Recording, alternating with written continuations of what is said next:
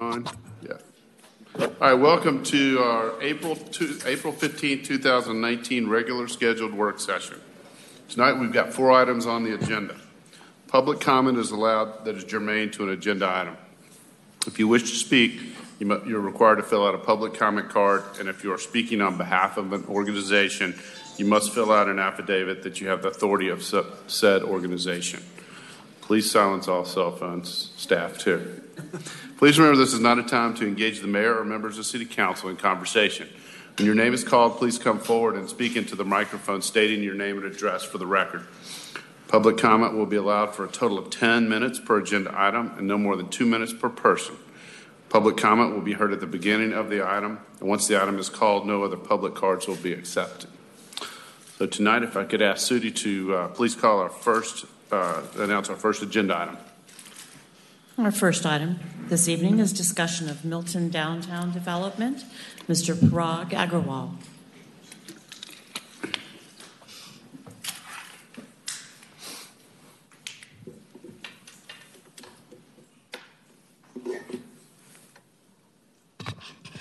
Technology. Here you are.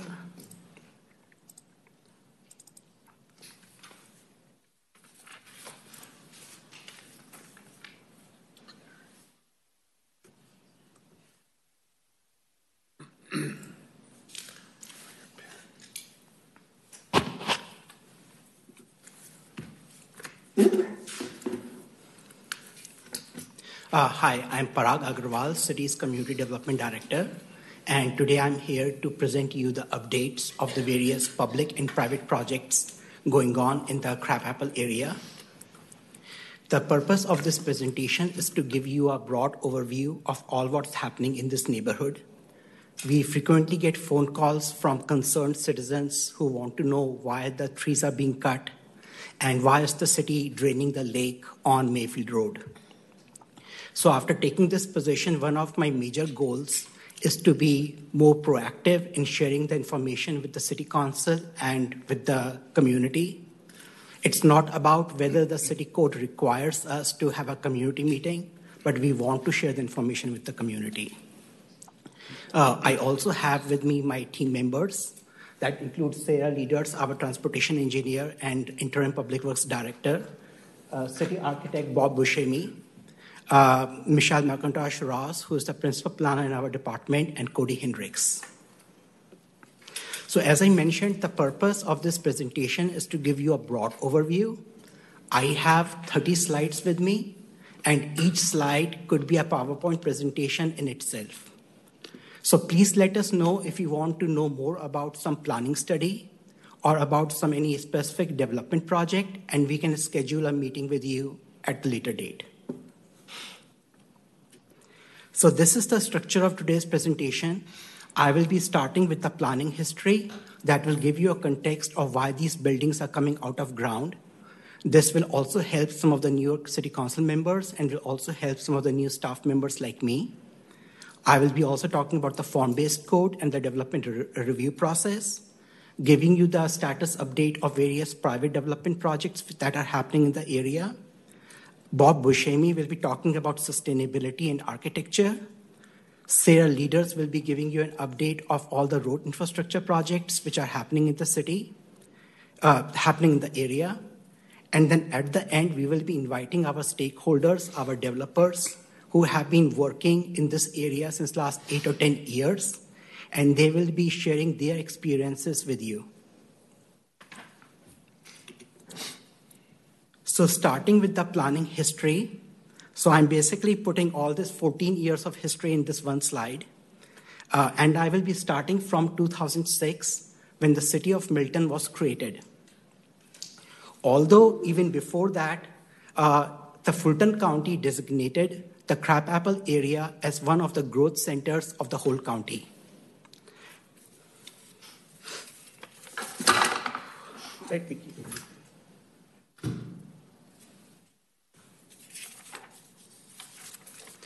So in 2009, City of Milton adopted its first comprehensive transportation plan, and the transportation plan recommended a number of streetscape improvements to the Crabapple Road, including the elimination of the right turn lanes. The transportation plan also for the first time recommended a bypass road just north of Crabapple Road to mitigate the traffic congestion issues at the intersection of Broadwell and Crabapple, where we have the gas station. And as we know, this bypass road is now called the Heritage Walk that opened for traffic in 2017 and 2018. The city of Milton also adopted its first comprehensive master plan in 2011. And the comprehensive master plan identified Crabapple as an area of future growth for the community. The plan also recommended that Crabapple should be considered as the Milton city center.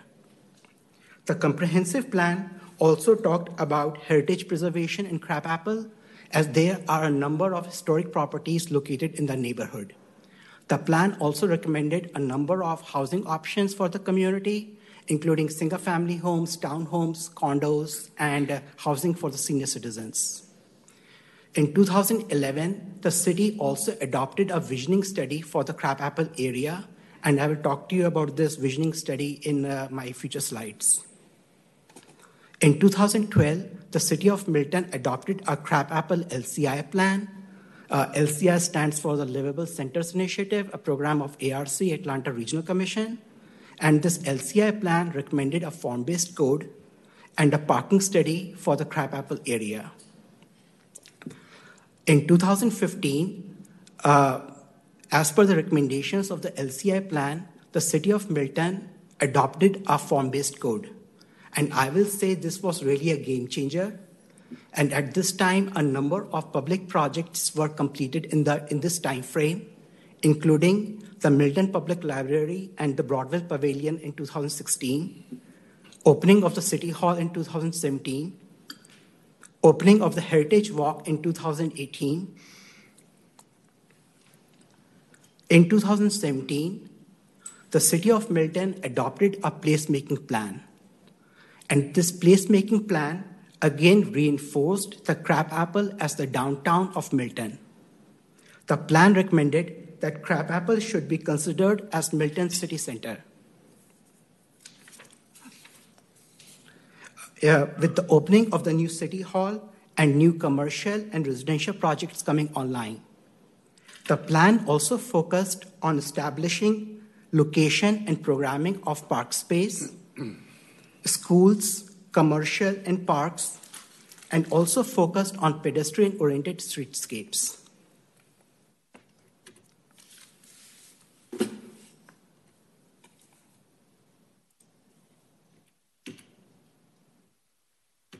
Okay, here you are. So out of all these 7 or 8 planning studies, I will say the visioning study that was done in 2011 has the most impact on the private and public projects which we are seeing in downtown Crabapple today. So I just want to talk to you a bit more about this visioning study from 2011.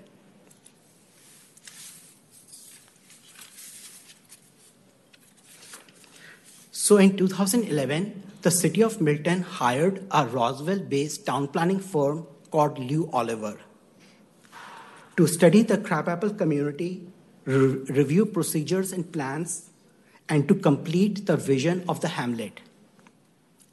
The consultant also did an extensive community outreach, and more than 9 community meetings were scheduled in the later half of 2011.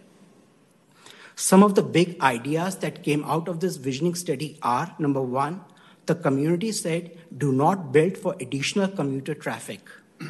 And the community recommended traffic calming and no street widening.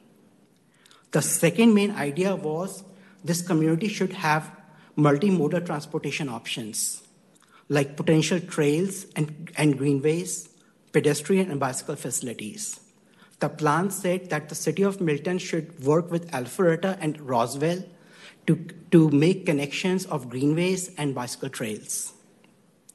And the last major idea was to complete the community by providing more housing options, by providing more small-scale retail, and more live-work units. So this is the master plan that was recommended by the visioning study for the Crabapple area. Just to give you some context, this is the Crabapple Road, Broadwell, and the Birmingham Highway. The City Hall is somewhere here. This visioning study acknowledged that Crabapple area does not have any public space. So this plan basically recommended a couple of locations for the public parks. Number one was this lake location on Mayfield Road, and the second one was on Broadwell. The plan also said that crossroads at the intersection of Crabapple and Broadwell should be considered as the civic space where we have the gas station. And the City Hall and the town green should be located at this civic space.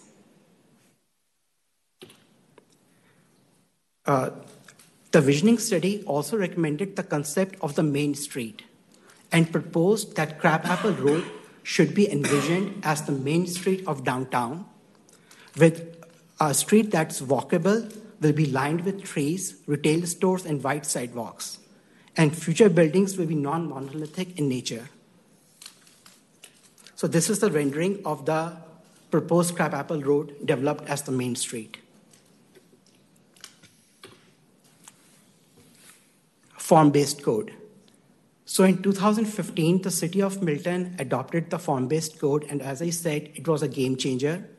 I frequently get asked what is the difference between conventional zoning and a form-based code. So in just 2 lines, I will say the conventional zoning, which we have in 97% of the city, basically focuses on use types. Like we try to separate commercial and residential. We do not want commercial in our AG1s. But in form-based code, it basically focuses on the form of the building and not on the use types. We do encourage mix of uses, like we can have commercial on the first floor and housing on the second and third floors. And the intent of this form-based code was to provide high-quality mixed-use projects and to create a more walkable, bicycling, and friendly environment.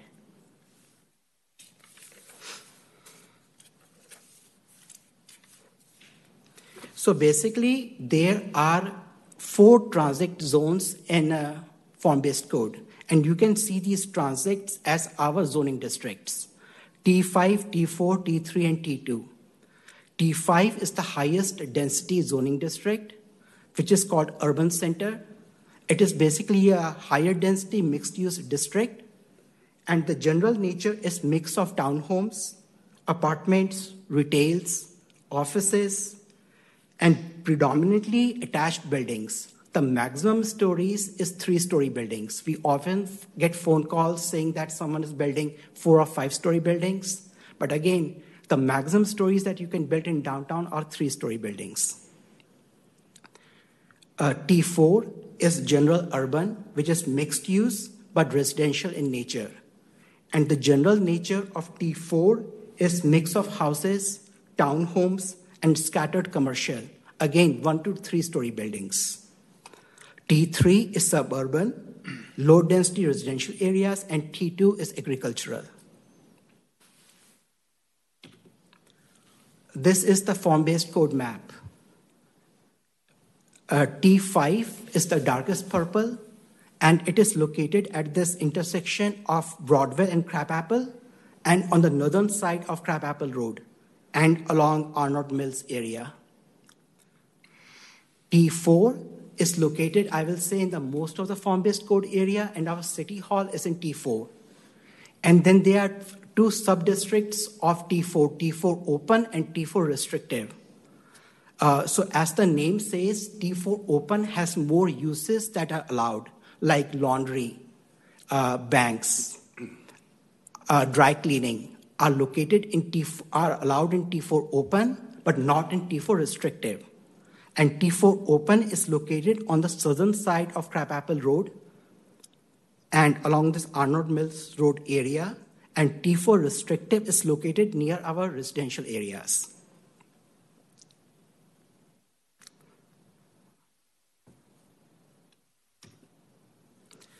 So after giving this brief context, This map basically shows the status of the private development projects as we have them now. So all the red projects, which includes Lakeside at Crabapple, Market District at Crabapple, and Town Center East.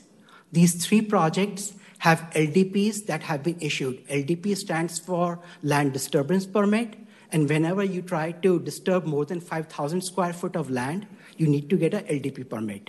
So there are three projects for which the LDP has been issued. The blue projects are the projects for which the LDP is under review, but the LDP has not been issued. So the project at the intersection of Mayfield and Charlotte this is owned by Mr. Stan Sparrow, and he's building townhomes along Charlotte Drive and a 3-story commercial building on Mayfield Road. This triangle, like this is the City Hall. Just in front of the City Hall, Mr. Beecham is building 9 townhomes. On Broadwell, we call it Silos at Broadwell. They are building 2-story mixed-use building. And everything this over here is Mr. Adam Orkin's Crabapple Market. So there are 3 phases, phase 1, phase 2, and phase 3. All these blue projects are the ones for which the LDP is under review. The black projects are at the conceptual stage. So I will not be talking about the projects which are at the conceptual stage.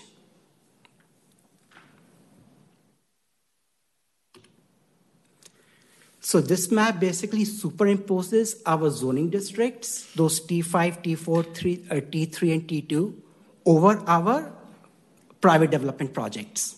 So again, Lakeside at Crabapple, over here, it's in T4. Market District at Crabapple, it's in T5. Town Center East is in T4 open.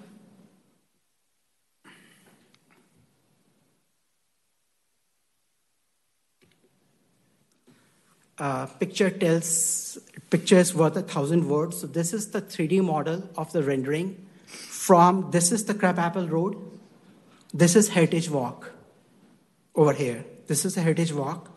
So this is the Mr. Adam Orkin's mixed-use projects over here. These are the existing buildings on Crabapple Road.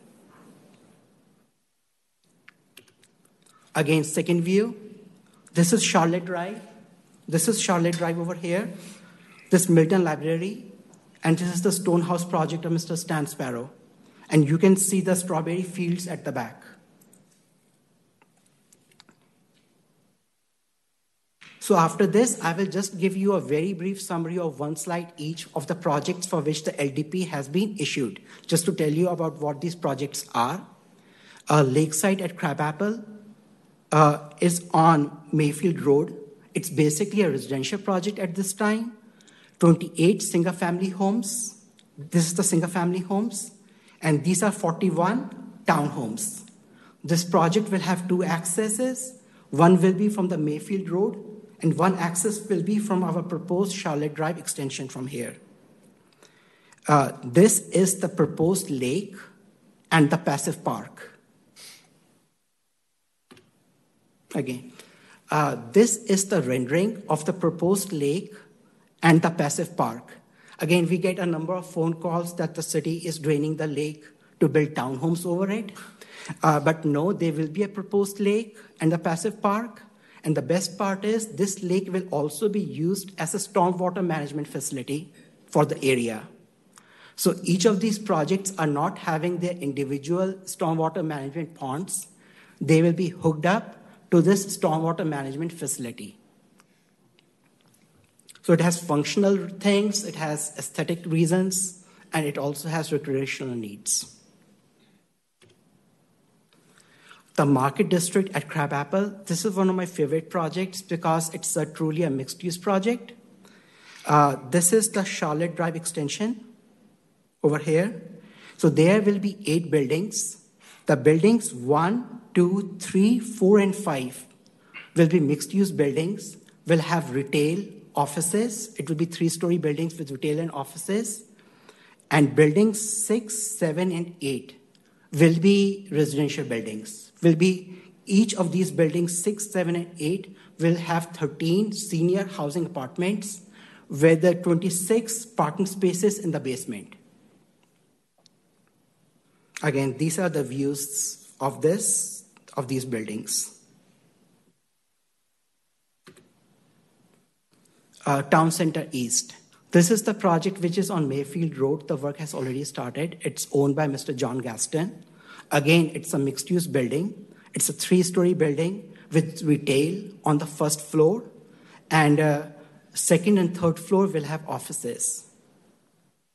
Again, this is the Mayfield Road over here. And the building will be situated on the Mayfield Road. At the rear, there will be parking spaces.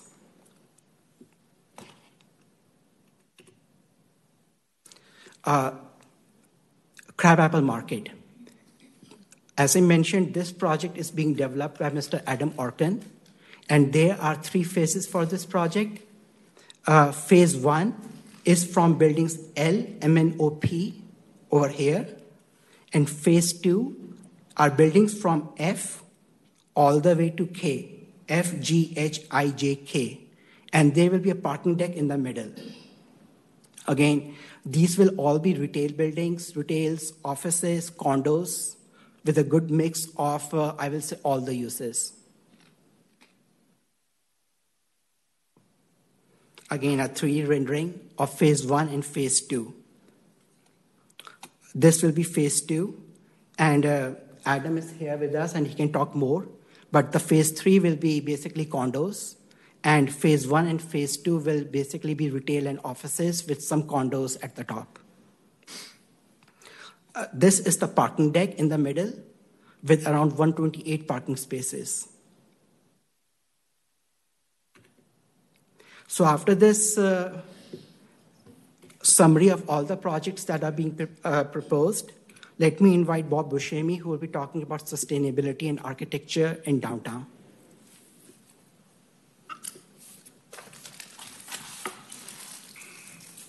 Good evening, Council, Mayor. Tonight, I just want to touch on some of the implementation efforts, achievements, and challenges that brought us to where we are today. The creation of great public spaces, including buildings, parks, plazas, and pedestrian trails that were captured on the slides just presented, will result in a unique Milton-esque character. This sustainable built environment will turn downtown Milton into a destination where you could spend a day shopping, eating, meeting friends, or participating in a community event, all while maintaining human scale, proportion, historic architectural styles in a dynamic public realm.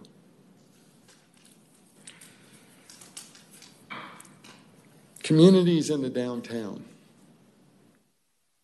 It really started with a lot of rooftops. The implementation of this vision started with the development of community neighborhoods.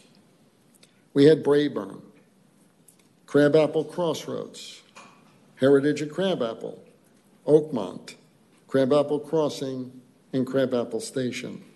And tonight, Taylor Morrison is going to be adding the lakeside at Crabapple, which is the residential development around that lake.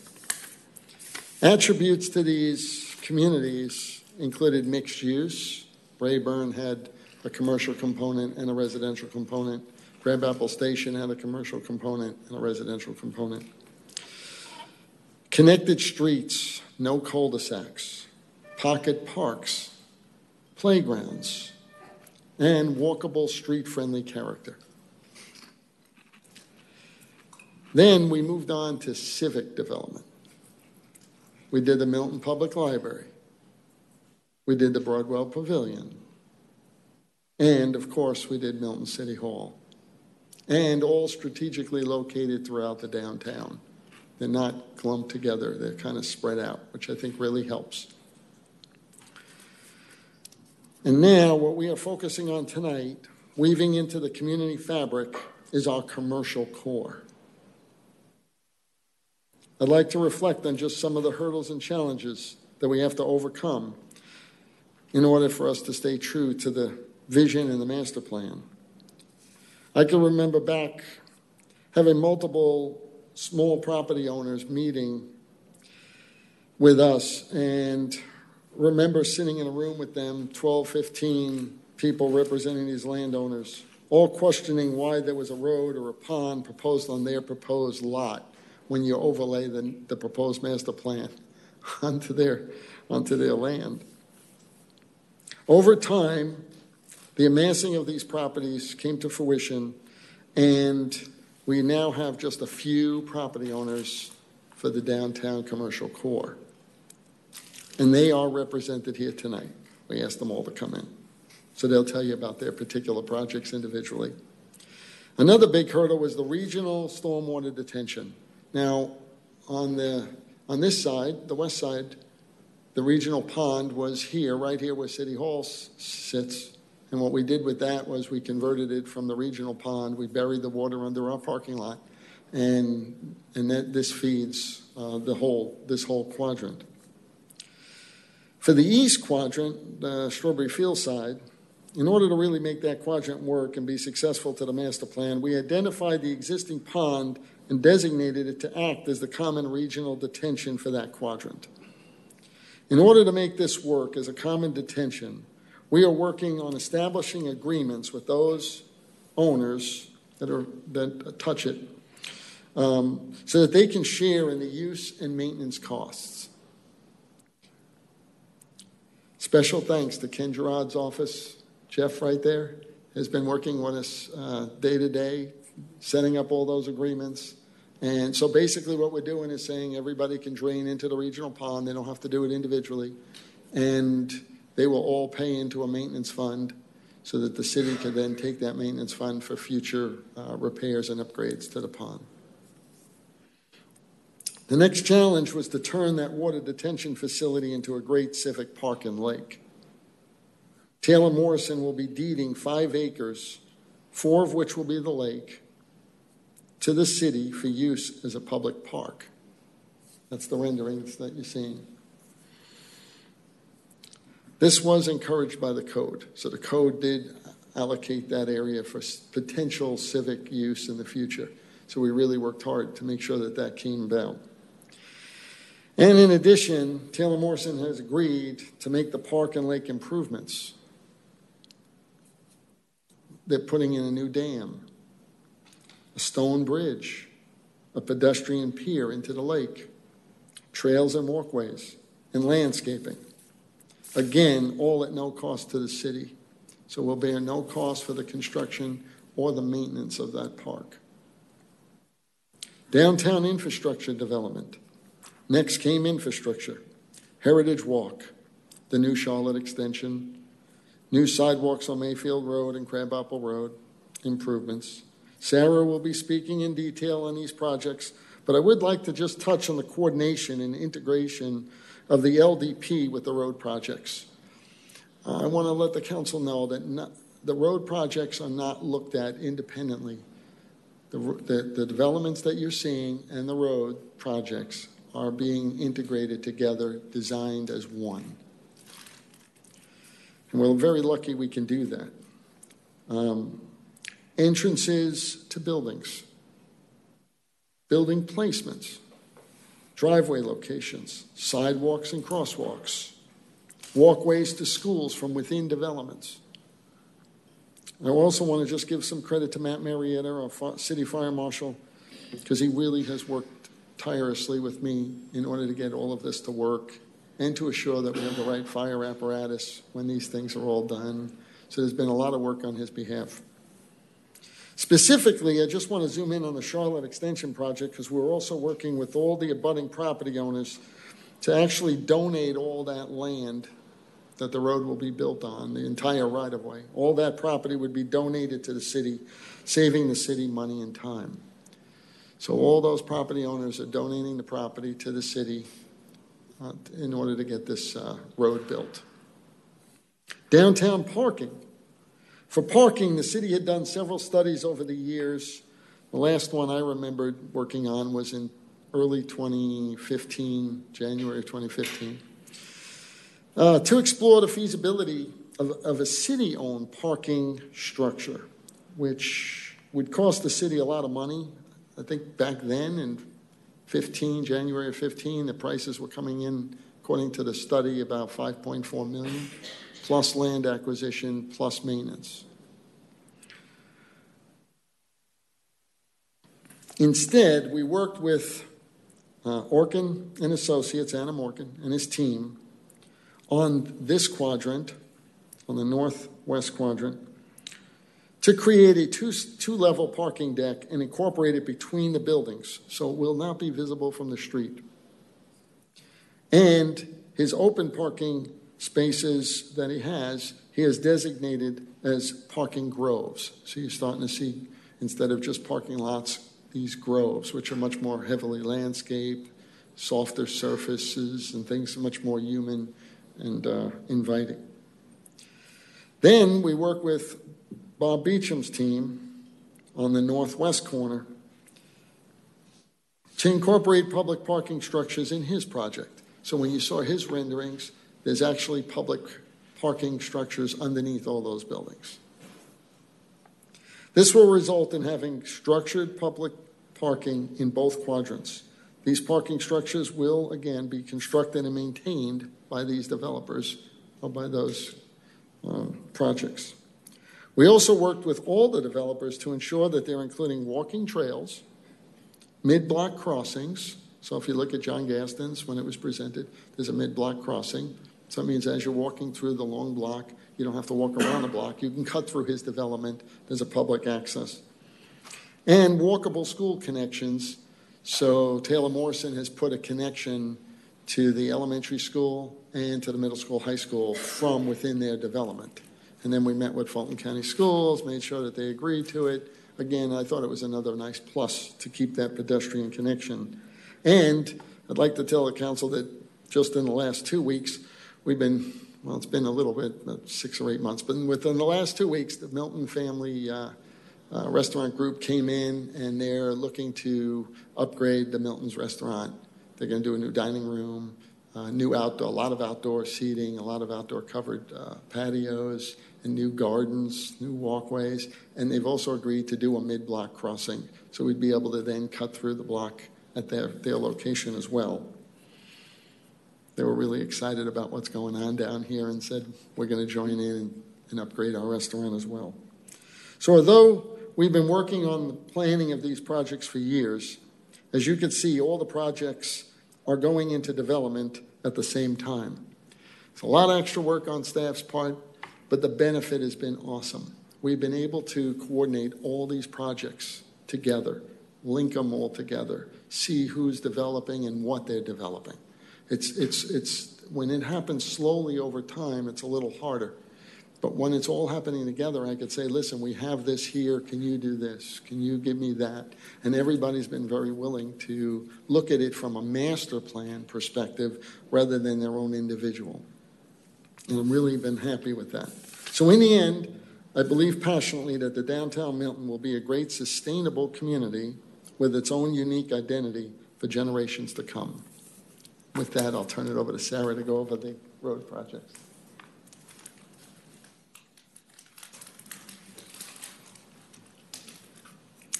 I want to start looking back at 2008 when we were awarded a Safe Routes to School grant.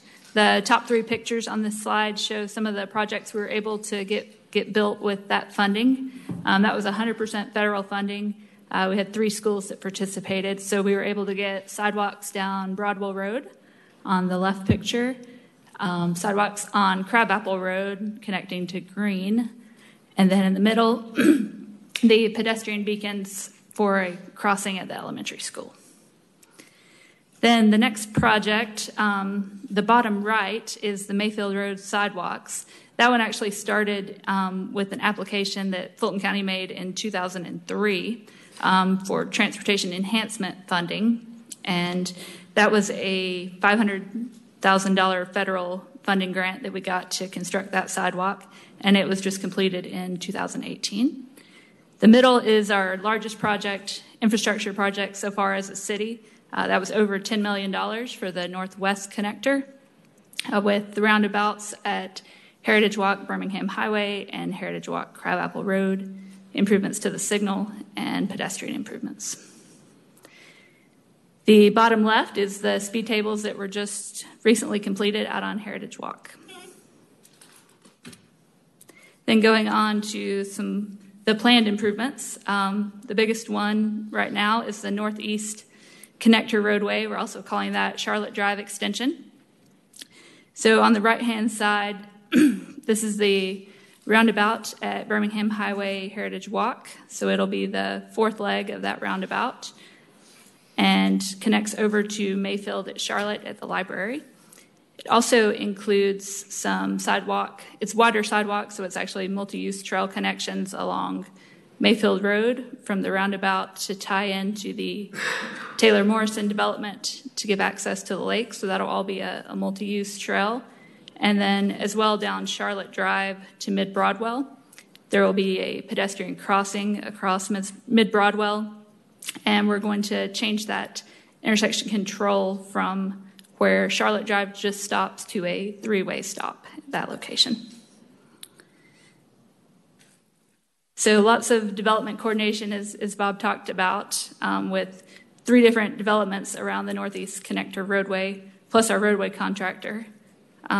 We've coordinated the driveway locations, the on-street parking, crosswalks, lighting, landscaping. And sometimes engineers just see the lines on the paper, but Bob really helped us see the larger vision and coordination of all these projects.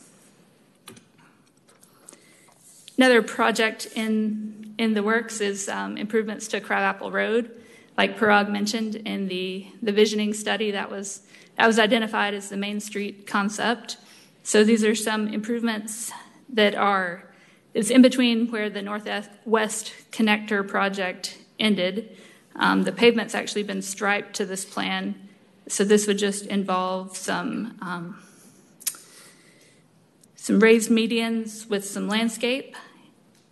There's already multi-use paths on both sides of Crabapple Road.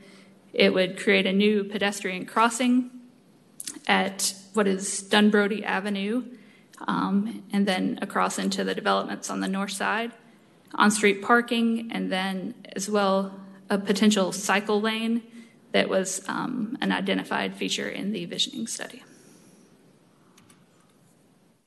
A little further down the road in the form-based code overlay is the Green Road improvements.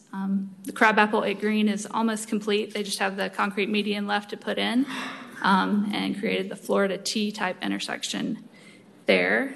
And then T-SPLOST funding for the State Route 140 at Green. With that one, we are going to evaluate the traffic once the Crabapple at Green improvements are complete to get a better idea of the traffic warrants. I want to highlight a few projects that don't have funding yet but are on our radar to look at in the area. This is the entire form-based code area. So overall, we'll be looking at where there aren't streetlights, especially around some of our pedestrian crossings. Then a couple potential of the signalized pedestrian crossings, which are called HOCs. We're going to look at the warrants for the Crabapple Crossing location, as well as the new crosswalk at Dunbrody. Then we also have the Southeast Connector project. We're not really sure where that one fits in, and it's more involved in as these parcels redevelop. See, additionally, we'd be looking at further intersection improvements at Mid-Broadwell and Charlotte. Like I said, we're going to convert that to a three-way stop with the Charlotte Extension project, but further intersection improvements there could be a future project, as well as a couple sidewalk connections down Mid-Broadwell and Mayfield. And I'll turn it back over to Parag. Thank you, Bob. Thank you, Sarah.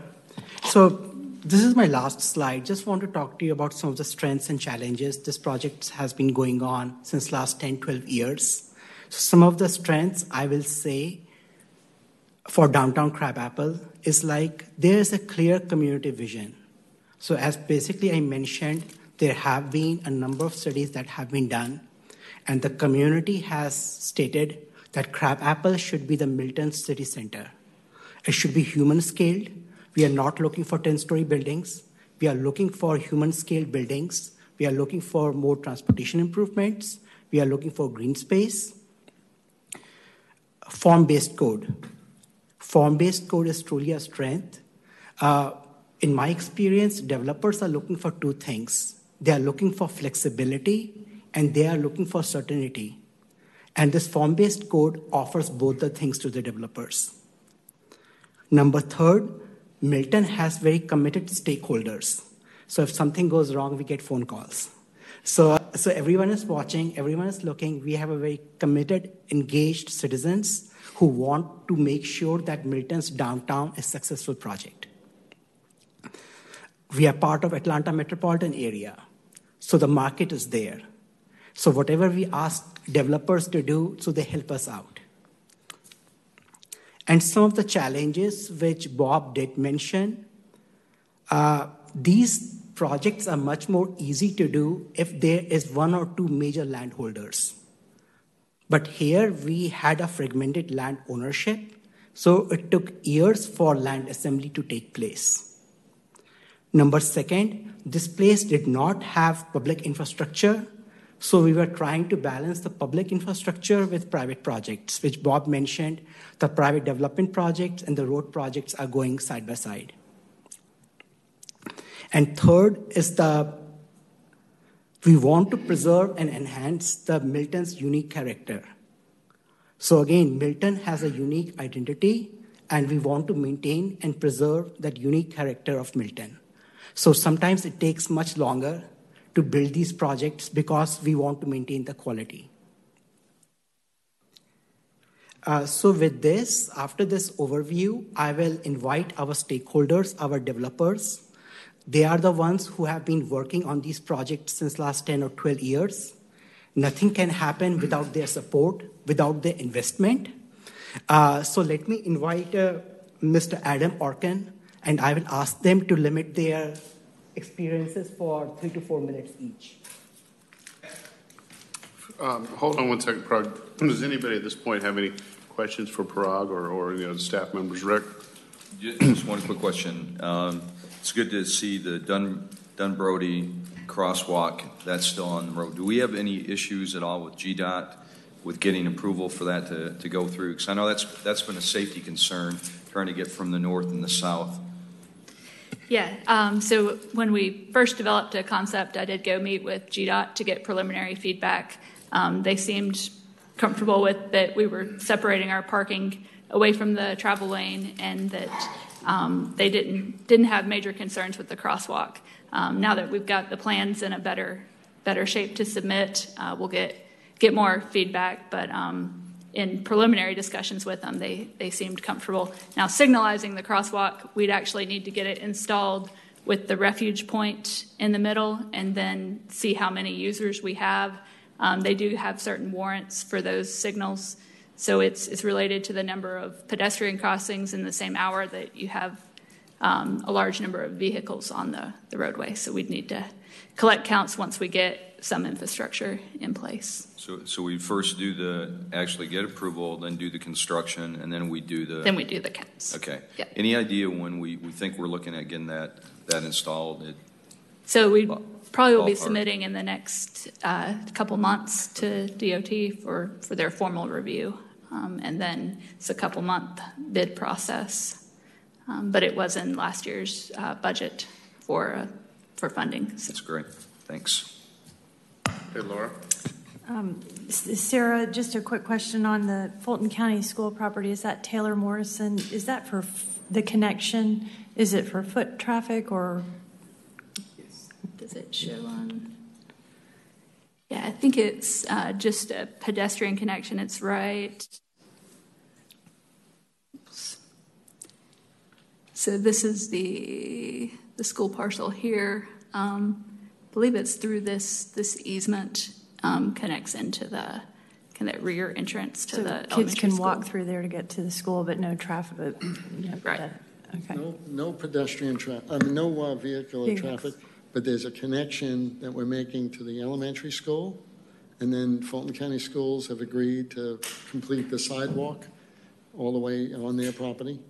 So Taylor Morrison will be putting in a gate. And then there's another gate for the middle school, high school location. And Jim Craig has really been helping me with that effort to make sure that we coordinate with the school board to get those sidewalks built. And one more question, Bob, for you. The maintenance on the lakeside at Crabapple, is the lake, the park, did you say that, how long will that be maintained by the developer? Well, what everybody that's feeding their stormwater into the lake is working with developing agreements with them, so they'll pay a one-time fee based on the amount of impervious land that they have. And they'll put that money into a fund that the city will then hold for any lake improvements. Now, the day-to-day mowing the lawn and cutting the trees or whatever we need to do will just be something on the Parks Department will have to deal. But this money will be allocated to any repairs to the lake or dam that would be needed to dredge the dam or any work like that in the future. Okay, and I get this question a lot on the lake, how it's going to look at the end. I mean, is the water level going to be steady, or will it rise and fall? We put a lot of work into that lake. There's a permanent water pool, and then the way we designed it, and it was really a team between the visual and engineering.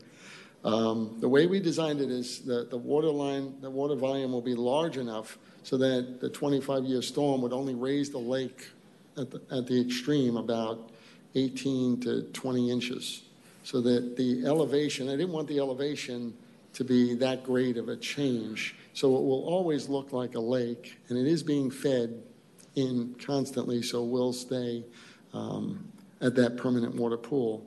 And then when we designed the bridge, we actually designed it so that the water would be under the bridge permanent, as part of the permanent water pool, so it'll always look like there's water under the bridge. So it really will have a nice lake effect on it. And that's why we put the pier going out into it and all those elements. I think it's coming out quite nice. Okay. All right, Matt? So, Bob or Prague, I want to say, first of all, congratulations. I know that we have a lot going on at the same time right now, and it's putting a lot of questions with staff and working with developers and things like that. And but also with our residents, too. They've seen a lot of orange cones the last several years.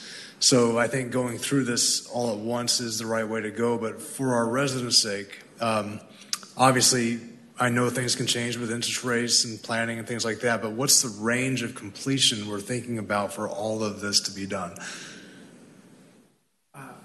So, City Council member, as you mentioned, it depends on the economic cycle. But we are working with all the developers to help them to expedite the projects as much as possible. The projects which you saw over here you are. The projects which you see over here are, again, no building permits have been issued till now. Mm-hmm. So it's only basically the land prep work that's happening. So as far as completion, it's like next 5 years, next 4 or 5 years, you will see a major change in downtown. Okay, and that was kind of my question. I was thinking 4 or 5 years would be the range, but you're more the expert than I am. 4 or 5 years is but again, it depends upon the economic cycle that goes up and down. Sure. I will say that all the developers are looking at developing their parcels outright. Mm-hmm. So when Anna Morgan gets up, he'll tell you that he's already contracted with Choate Construction to build out everything that you're seeing all at once. It really is hard for them to build like one building and then wait a year and another building. My understanding of the vision, even with Mr. Beecham, would be that they'd be building this out in its entirety. So that I think that's really going to help. And it's also my understanding that sales has been very strong. Mm-hmm. They've already got, even John Gaston told me he's got 2/3 of the building reserved. So sales are doing good. The economics is strong right now, and there's a lot of demand for it, which 5 years ago, in the planning stages, that demand wasn't there. But now that the demand is there, I think they're going to fill up pretty quick. And when the demand is there, they'll build faster. But I'll let each individual builder tell you more about their scheduling. But it does look like they're doing it all at once, which I was happy about. Well, I think that's a good thing in the long run. Yeah. Yeah. All right. I do want to, thank our staff too for all the hard work that you guys have put into this over the years. Okay, I guess Mr. Orkin.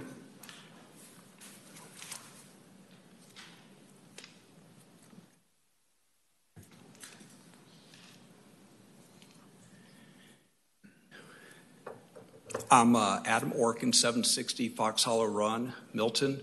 This is Chuck O'Brien. Chuck's our lead architect on this project, but to give you a quick, try to keep it short, history of our family, evening, by the way, city council, city manager, legal, staff. My dad came up here in 71, 72, started assembling land, and so he put together a large tract, which is now Deerfield. And I started off in the mid-'80s, and I built Windward Parkway with the Chatham family. And then in the mid-'90s, we put together a joint venture with the Hines Company and did Deerfield, which is a 550-acre mixed-use development, of which the lake there in the middle of it, to answer your question, the lake in the middle of Deerfield is a retention pond that looks like a lake, holds retention for 300 of the acres. We then, in the mid-'90s, put together a joint venture with the similar company, Jeff Fuqua, who's done the battery and did the Target Center. And then we got together, came down to Crabapple, and did a joint venture with Ron Wallace and Stephen Marco and started to acquire buildings down here. Started with the urban farmhouse and the 3 buildings existing, and then added 2 buildings built by Joe. Great job there. And now Chuck will get together and talk a little bit about the future development of the next 3 phases, and then we'll have one more phase that will go directly behind you. And in between all this, we built the park, and we'll be in front of a DRB hopefully late summer, early October to talk about a stage, have movies in the park, concerts in the park, farmers markets, and all that good stuff. So I'm going to turn it over to Chuck and let him present. Chuck O'Brien, Piper O'Brien, her architects, 3000 Royal Boulevard South, Alpharetta, Georgia. Good evening, Council and Mayor. I've got a presentation. Oops.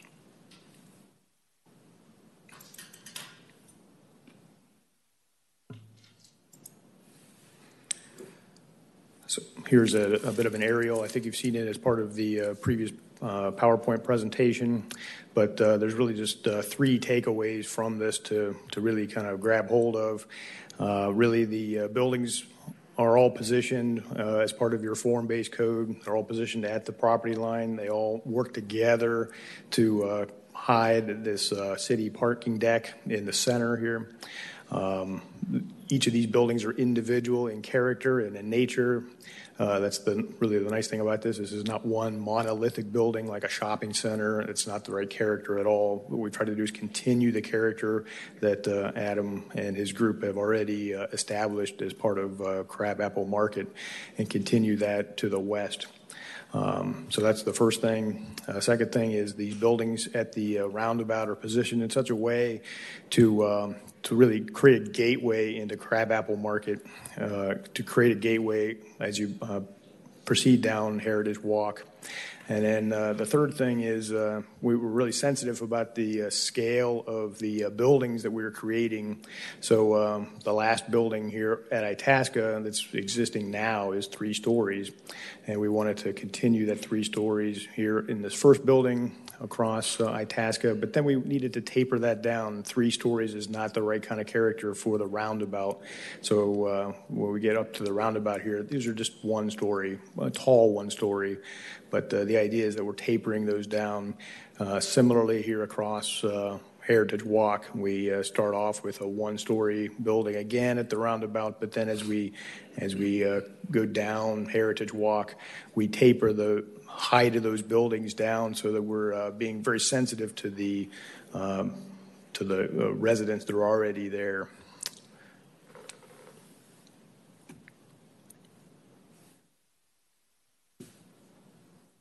Here you see a location map of all of Crabapple Market here, starting at the urban farmhouse and continuing all the way along Crabapple Road. And then they've also created the green. It's quite a nice infrastructure to springboard off of, right? And then just individual buildings here as As they were submitted to the DRB, we're working with the staff on a weekly basis to work through anything that comes up as we're developing the design. These buildings are presented here without any sort of signage and very minimal landscaping. The landscaping has been presented and submitted rather, but it's not represented here in these images.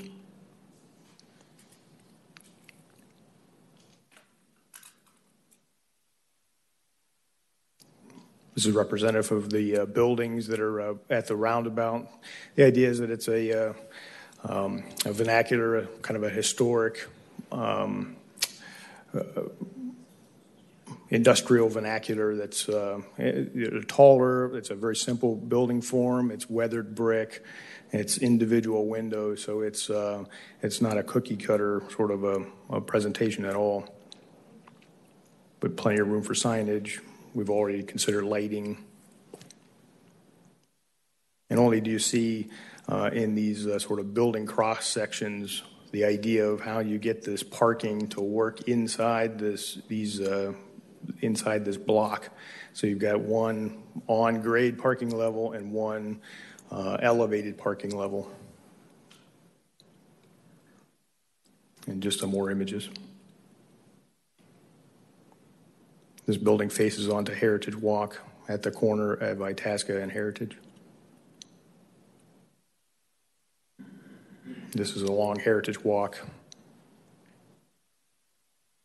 The parking deck is behind that building, but you would never really know it. And then a storage building.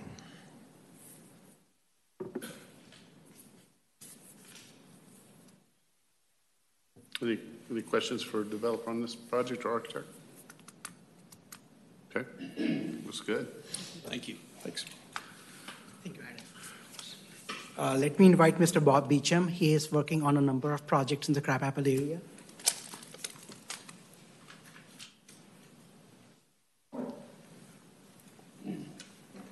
Good evening, Mayor and Council and staff. Just wanted to say how much of a joy it's been working with city staff. Our organization works in multiple jurisdictions around Atlanta, and I could say without question that the city staff here, Bob and Sarah and Melissa and all of them involved, have really treated this as a team concept and working together rather than working against each other. And it's just a wonderful testament of the staff that this city's assembled. And I wish every project we were doing was here in Milton, because it really has been a very cooperative process. So as a longtime resident, we've been coming through this intersection since I was a young man.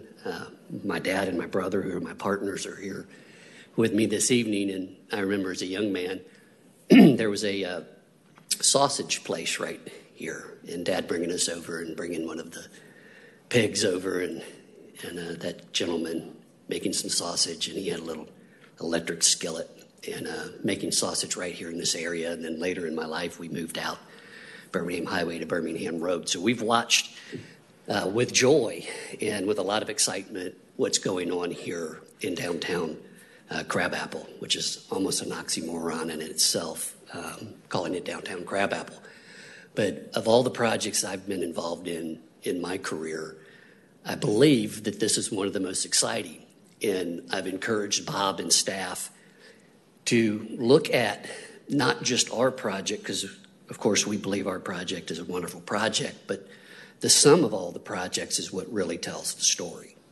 And for our project to be successful, we really are counting on Adam and his group and John and his group, because all the projects together will finally create what I believe is critical mass. So up until now, Crabapple has been a little bit of a pass-through location, and because there just wasn't quite enough critical mass here. But I believe when you look at all of the projects that are on the boards and that are planning and are in planning, and actually very much of them or most of them are coming out of the ground quickly, I believe you'll see downtown Crabapple move from a pass-through of a place people go between where they're at and Roswell or downtown Alpharetta, and that this will turn into a destination. When I think about the success of the new Alpharetta City Center, I believe that piece of property is somewhere around 4 acres that all of that exciting development is taking place on. And the combined acreage of all the projects that you see here in this presentation today is significantly more. Matter of fact, our project alone is plus or minus 4 acres. So when you add them all together, I think the story is really exciting. And the amount of dollars that are being invested in creating a new downtown.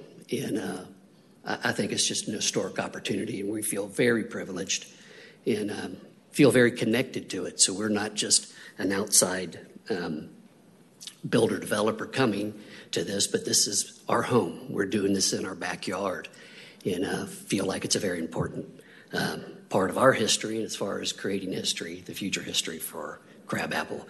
So I'll give you a little bit of overview. So as they presented before, our property represents on the front portion of the property, there are 5 buildings that are mixed-use buildings. Those 5 buildings are part of what we're calling Market District Crabapple, so they're in the T5 intersect, and they will consist of retail on the main. 4 of the 5 buildings have underground subgrade parking, and the subsequent floors above the main floor will be a combination of office and some condominiums. The 3 buildings in the rear of the property were permitted with a special use permit for a 55 plus, and they keep using the word apartments, which early on caused quite an uproar in our first public meeting, and we had to explain that that's just how the zoning regulation is written, but these are luxury condominiums. Okay. I love this. Our real estate team put this slide together, but welcome to Milton, Georgia's best city to live in. We do feel that way, and we're investing quite a few dollars to back up our belief. This is a kind of an overview or an overlay of our piece of property with a little bit of 3D modeling to kind of give you an idea of how our project will lay into this piece of property with the new Charlotte Road extension, John Gaston's project being here, and then Taylor Morrison being on the rear side of us. Again, this is Birmingham Highway.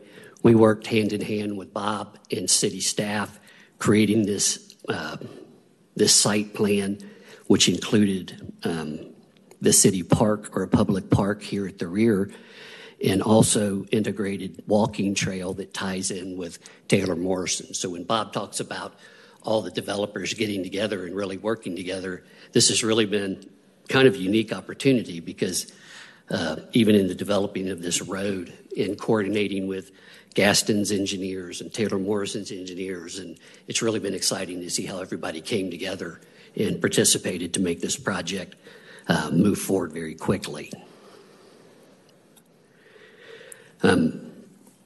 Just a description of the materials. We'll be using a blend of brick and stone and painted brick to capture the authenticity of organic development. And what we mean by that phrase is when you drive through a small town, I can think of downtown Alpharetta, the historic side, maybe parts of downtown Roswell or even downtown Woodstock.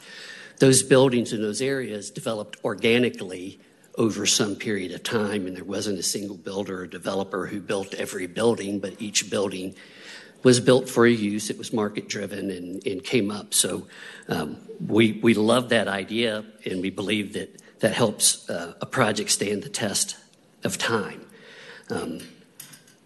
Much of our background was in residential construction, and being a historical architecture nut, I always love to compare driving down West Paces Ferry or through Druid Hills and seeing some of the homes that were built around the turn of the century, and how those homes still are just as beautiful today because they were built on sound classical architectural principles versus driving through a lot of North Fulton communities, and I won't name any because that's not a good idea, but there's a lot of communities that don't age well. and you can drive through the materials, the architecture, the scale, the massing, all of those things don't stand the test of time. And we believe that it's a sacred calling of sorts to create buildings that look just as good now or in 100 years. So that is our ultimate goal. Architectural design, classical architecture that captures enduring timeless beauty with features that are purposefully designed to reflect modern era renovations and retasking. So you'll see in some of, when we start presenting some of our architectural drawings to the DRB, that the base or the background of the architecture of the building is very much classical, but that there's an intentional adaptation of portions of the building to make it look like it's a historical building that has taken on some modern era renovations. And we just think that's a really neat way to look at the project. Distinct facades draw attention to individual spaces in each building, highlighting each retail commercial establishment's unique identity. One of the things that we've taken in creating kind of a neighborhood scale is taking an individual or a single building. So the building that's shown here is a combination building. We call it building 4 or 5 because it used to be 2 buildings, now it's 1. But the building itself is probably 75 feet deep and approximately 150 feet wide. And the ability to break that down into a very local pedestrian scale is to create different facades along the same building front. One of the unique opportunities that creates for our retail customers is that it gives each retail customer a unique identity rather than just a sign. So you can think about how many buildings you've driven by that have a kind of monolithic front that's 100 feet or 200 feet, and the only difference maybe is the color of the front door or the sign. And we love the idea of giving retailers a unique identity. But this also embraces the idea that this was developed organically over some period of time. Mixed-use buildings are designed to engage pedestrians and enhance a sense of community. So we've worked with Bob and are working with our architects and our land planners to make sure that access points, and that each of the entrances is very engaging to a pedestrian walking by. Public spaces will include a central plaza. So at the corner of Birmingham and the Charlotte Road extension, and this is the roundabout, will be kind of our central plaza. And this is a focal point as you come through the roundabout. It's kind of an axis that you will look down. In the rear, on one of the earlier screens, I showed you the public park, but we were planning for rooftop gardens, connected walk paths that make it from the northwest to the northeast corridor all the way down to the new city park. The front portion, as I mentioned earlier, are 4 mixed-use buildings, retail on the main with residential condos or office above with subgrade parking. The 3 rear buildings will be all residential, all 3 floors with subgrade parking, and then, again, the public park. And that's my free advertising I threw up in the middle of this. So any questions that I could answer for you this evening? Any questions, Mr. Beecham? All right. Thank you very much. Thank you very much. So now let me invite Mr. John Gaston, could not be with us today, but his architect, Bill St. Alban, is here. Mr. John Gaston is developing Downtown Center East. He will also be involved in our Stonehouse project, which is just opposite to Milton Library. So let me request him to limit his presentation to only 2 or 3 minutes.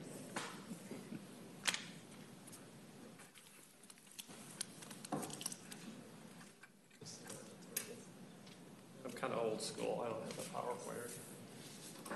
Just don't drop them.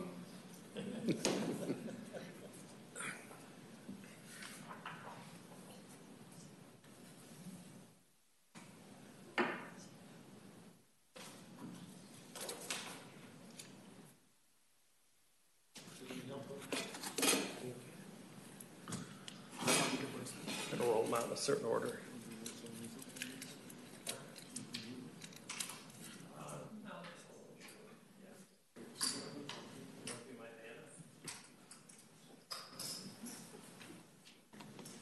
All right, cool. Thanks.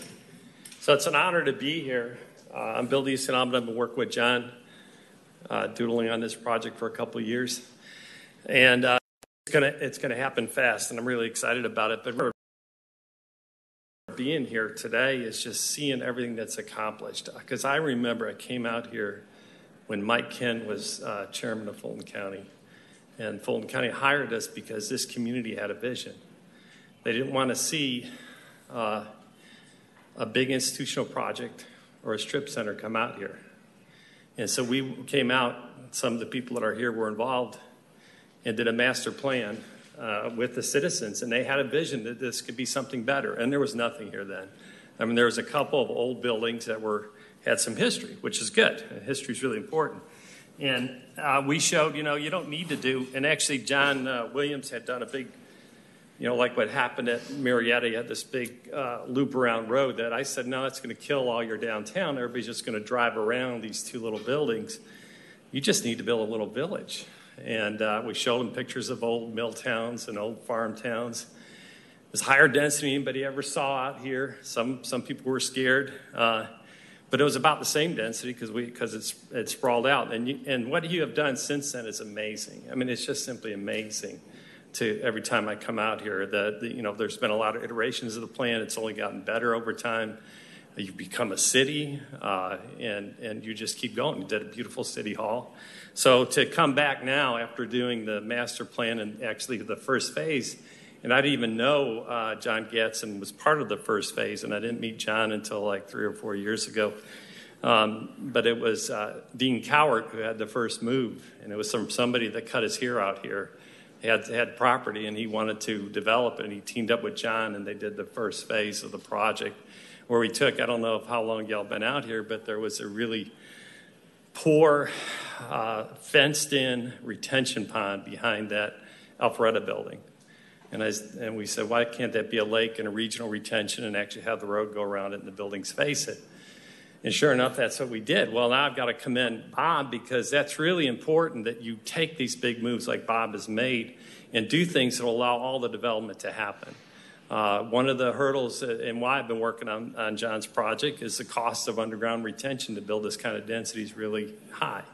Well, having somebody like Bob on your staff and working towards that regional retention vision, much like we did in the first phase, but actually pulling it off now with multiple developers and is amazing, and it's what allowed the project to move forward to that next phase.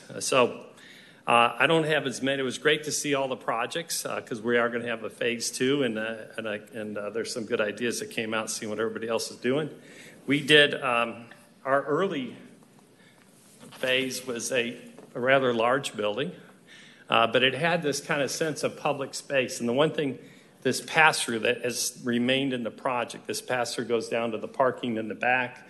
There's no, of course, no parking out front, which are codes.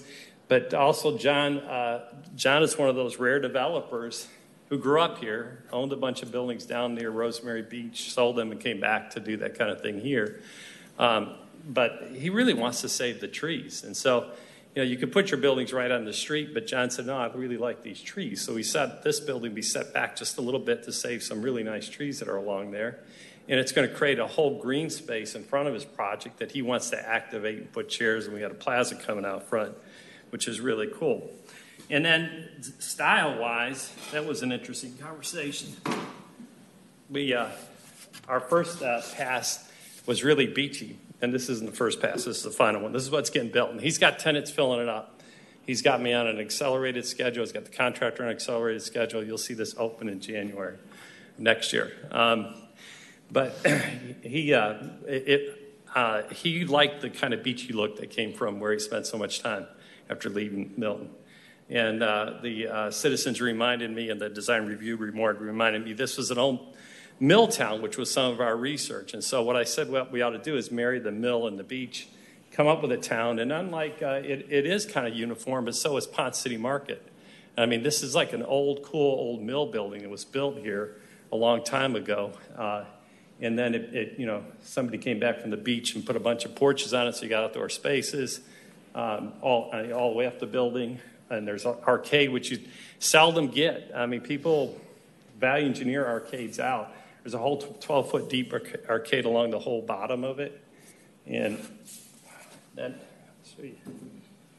then John's wife is actually a very good and well-known designer, and we collaborated and came up with these finishes. But it's a very authentic look. There's going to be some stained wood, a rusticated brick, and I kind of like getting this level after doing the large-scale master planning. It's nice to get down to the tactile scale and see what you're actually going to get. Cast stone, a tin roof that looks like it's that the building's been here a long time. It's very authentic. People are looking for authentic places, and this has that very authentic look. So we're really honored to be part of this, and glad to come back out and report it where we're at. And John wants to keep going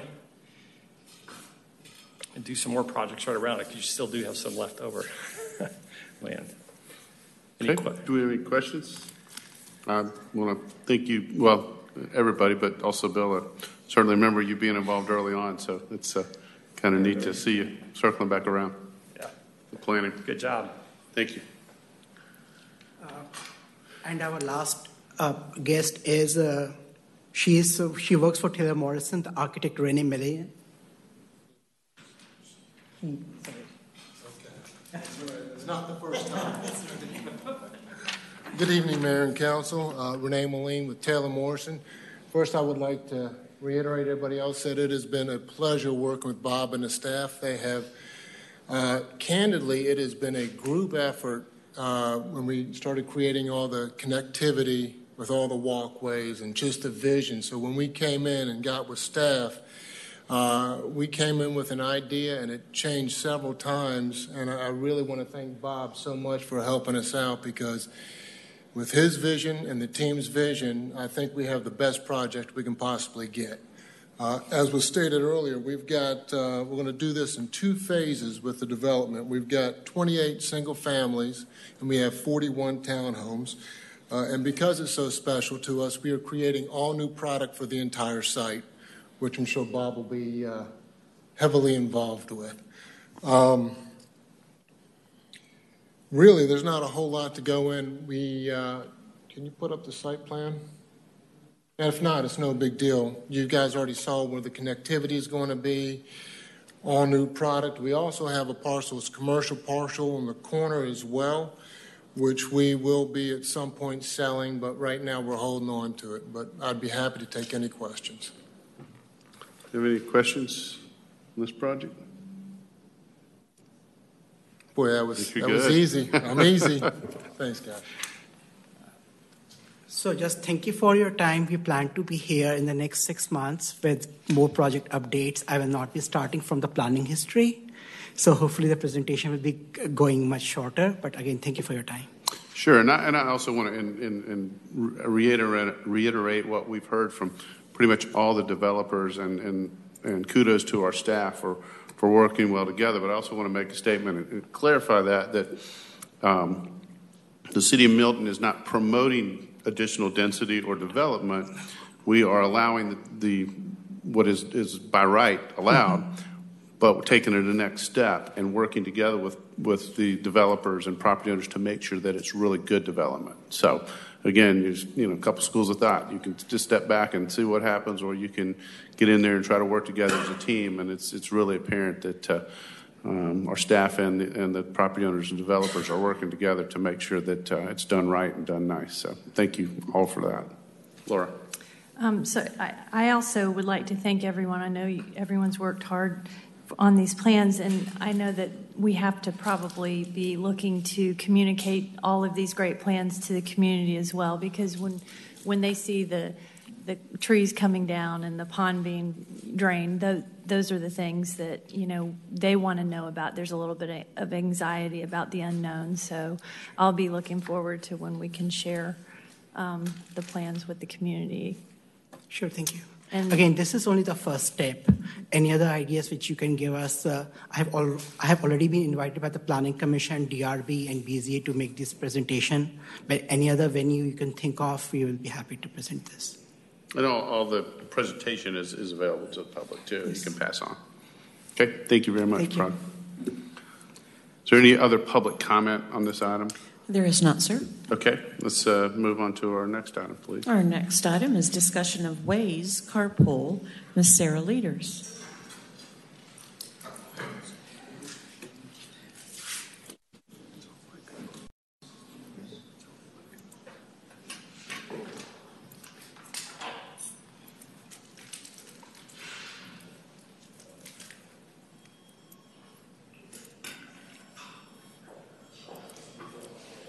Don't take this personally, Sarah, but everyone's leaving. Not that this isn't important.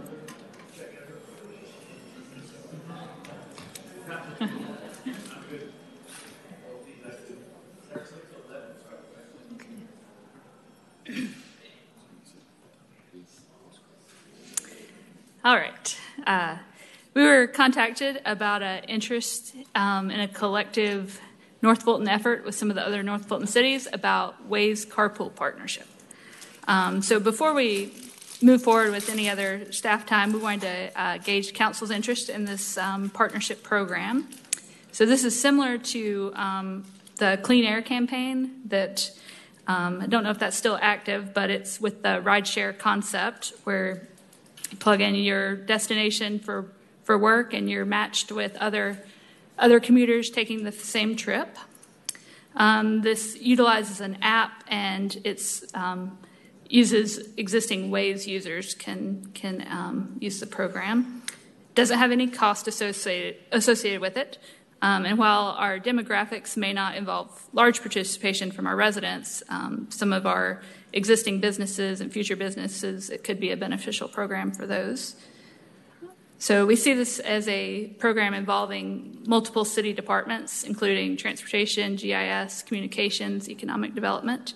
And we do have some further questions for Waze and want to gather any other feedback tonight from you all. So these slides were provided by Waze to share and give more information on both the public and private partnerships of their carpool program.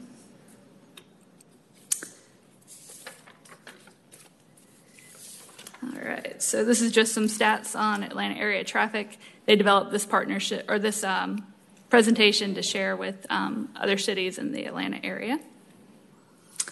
And this one shows kind of the difference between the traffic app that we're all familiar with that Waze has and then the carpool app that the goal is to reduce traffic. This is the purpose of the program, to connect drivers with that commute together on the most optimal routes. Quick look at the benefits of carpool. And one of the big benefits, too, is that folks are familiar with the Waze app and the Waze software. The unique approach with this and how it's different than Uber and Lyft is it's not necessarily profit-based. There is some travel cost sharings, but it's not a earning business. So how it works, this is just a run-through of the app for scheduling, and then, like I said, matching with those that are on similar commute routes. Then it's got a Waze driving experience. The payment is handled through the app. And then a little more into the partner program. So right now, Johns Creek has started the effort, and Alpharetta is interested as well. They're working towards a planned pilot program as public partners. And they're looking to do the launch in the next month or so. So in the pre-launch phase, the program is promoted and shared through the organizations. The investment phase, that's where Ways really gets involved with the private partnerships, the corporate partnerships, and then the results are shared through that impact reporting. So again, no setup cost or subscription cost. And then these are really related to the private partnerships with businesses, some of the ways that Waze invests. And then the impact reporting, this is another area we have questions on, is what kind of data is going to be shared, and is it going to be useful for our transportation planning efforts and other efforts in the city. And then we have a video that Waze has produced from one of their public partnerships.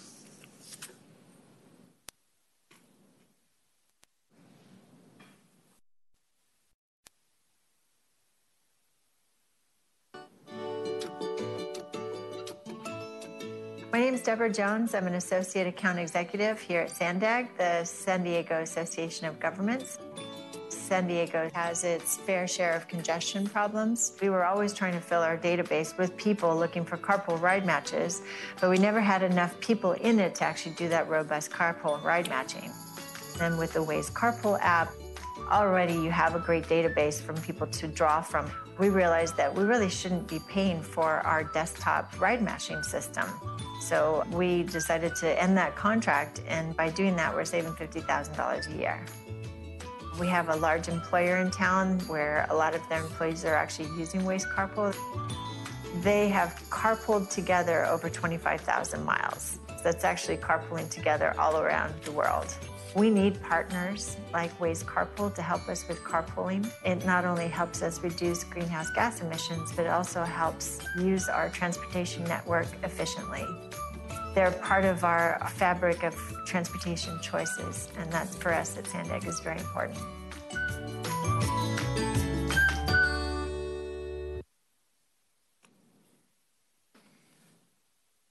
So these slides were most of the information I've received so far on it too, so I probably don't have answers to all the questions, but just wanted to see if there's an interest in further exploring this as a pilot program with the other North Fulton cities, at least Johns Creek and possibly Alpharetta, and if there's any other questions. Can you explain what involvement the city actually would have with this, or is this, you say public or private-public partnership, but what involvement would the city actually have? It sounds like it's more sharing about the program to our residents, providing possible businesses that might utilize it. Waze manages the corporate partnership, so we wouldn't be involved in those beyond just identifying the businesses. But it's more about just sharing about the program as an alternate mode of transportation, and then hopefully some of the data would be useful that we could get back to. So I would assume you draw a line. There's probably a fine line between recommending and sponsoring or supporting versus just sharing the information. But obviously, if there's interest with the council, then that can be all broached moving forward if you guys look into it. Joe, I think you had a question. Yeah, well, it was along the same lines, Sarah. Obviously, these kinds of programs, these kinds of applications are organic and jump out and do their thing without any kind of approval needed or sponsorship or promotion from government organizations. So,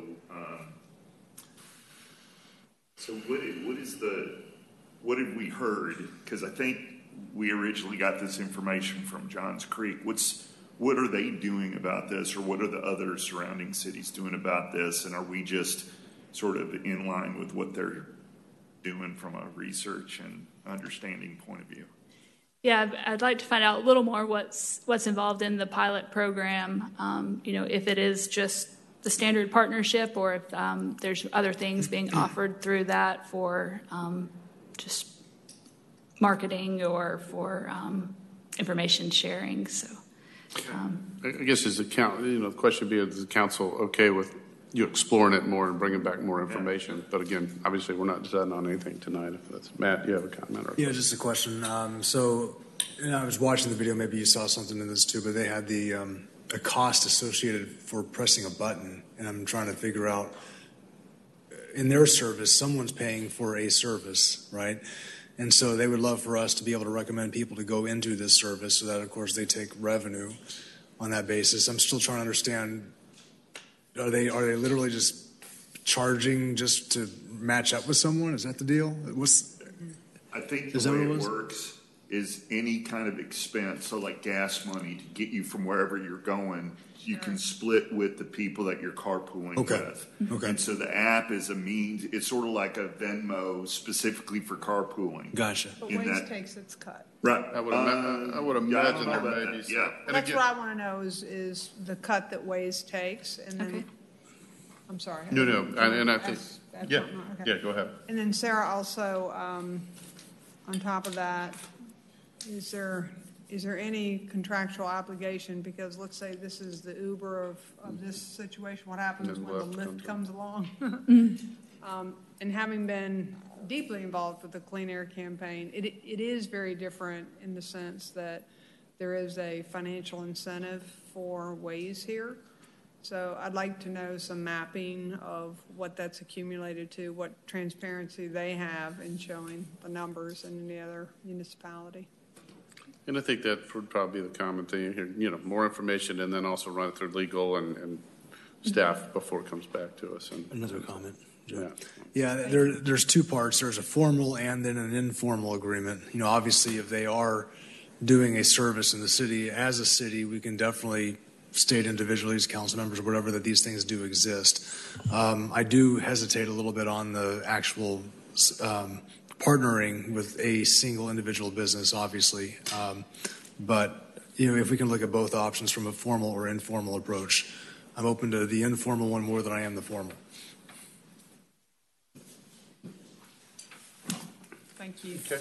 Thank you very much. Yeah, thank you, sir. Is there any public comment on this or the next item? There is not, sir. All right, if you'd call the next item, please. The next item is discussion of the Deerfield Highway 9 Economic Development and Marketing Study. Ms. Sarah Ladar. Good evening, Mayor and Council. Tonight we have Kyle with RKG who is here to give Council an update on where we are with this study. Did that work?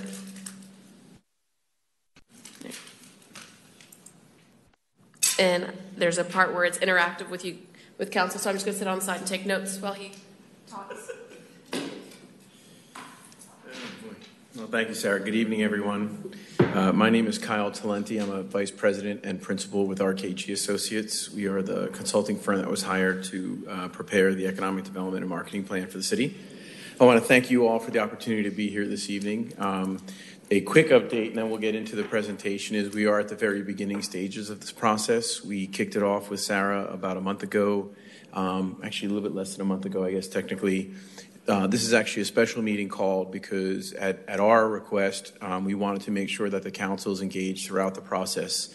We find that our projects are much more successful when we bring everybody along, and particularly decision makers are probably the most important people as we're going to be talking about policy and regulatory and land use recommendations around economic development in the Deerfield corridor area. So we wanted to make sure that you were involved from ground one. So tonight is very light lifting. I'm just going to give you some parameters around the project just to refresh your memory, and then it's mostly just an engagement. I have a handful of questions trying to get some feedback from you all. I was actually appreciative to be here for the presentation that Parag did with what's going on here in the Crabapple area, because that's effectively the outcome of what we're being asked to provide to the city.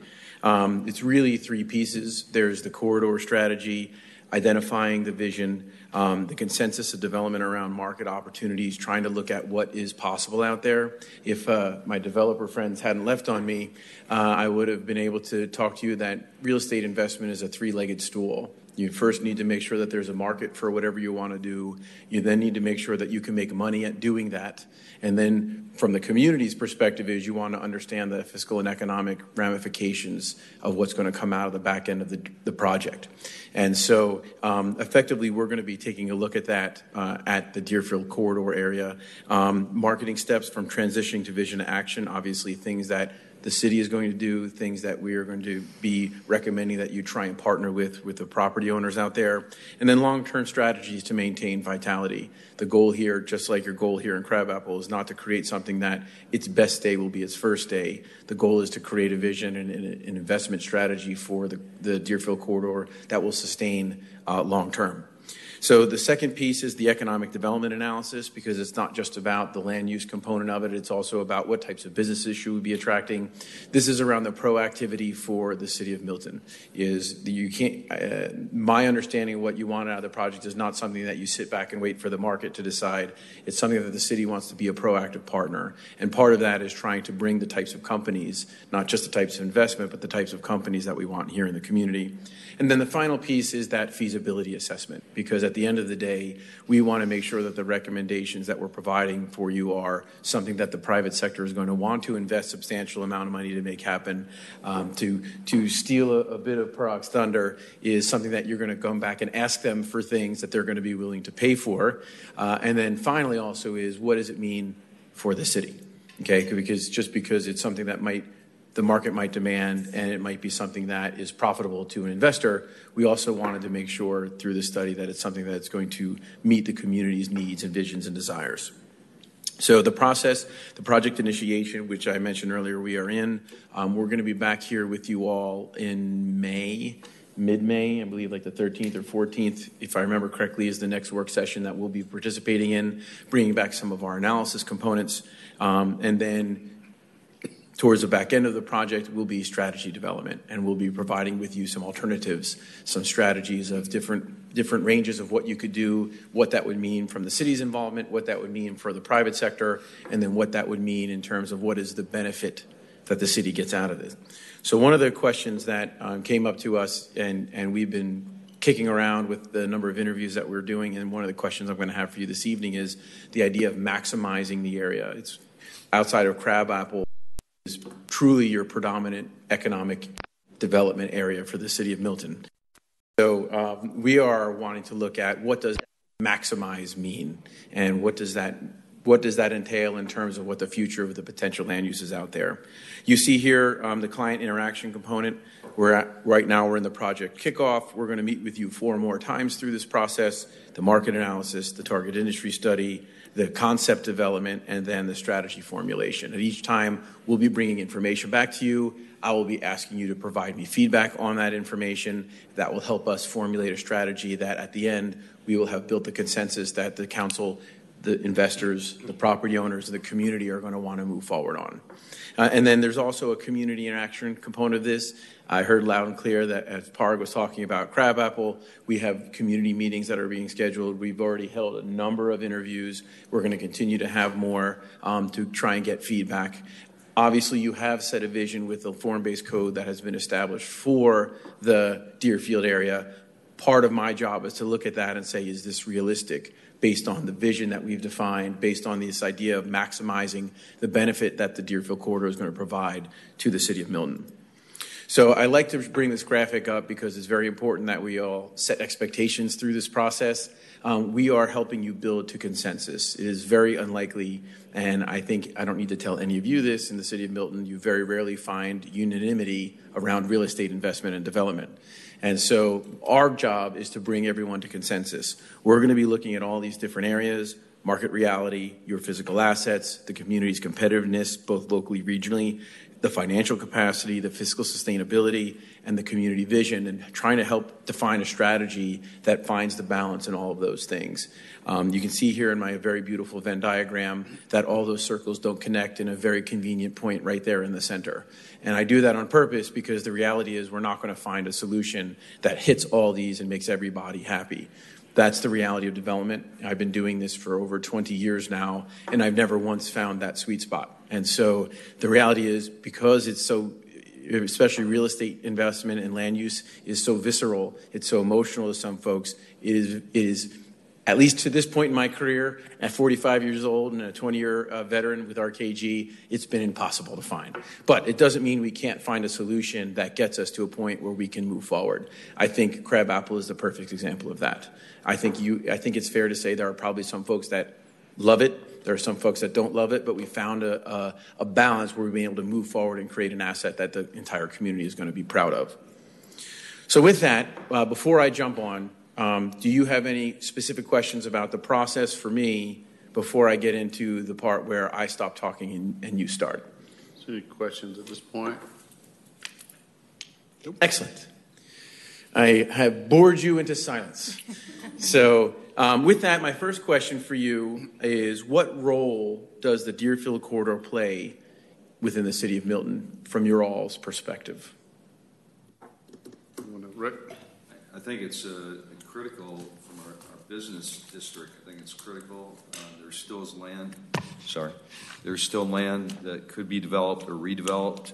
And I think those of us who live over in that area, as well as the rest of the city, are very interested in how that progresses, and thus what type of businesses are we actively trying to recruit and bring in there as we go through the development. Similar to what you've seen develop down here, we'd like to see out in that area the same thing, see the growth from a business standpoint, as well as see quality development. So when the buildings go up, it's not just a hodgepodge, it's actually something that makes sense, and it's attractive and brings more business into the city. Excellent. That's at least my perspective. Great.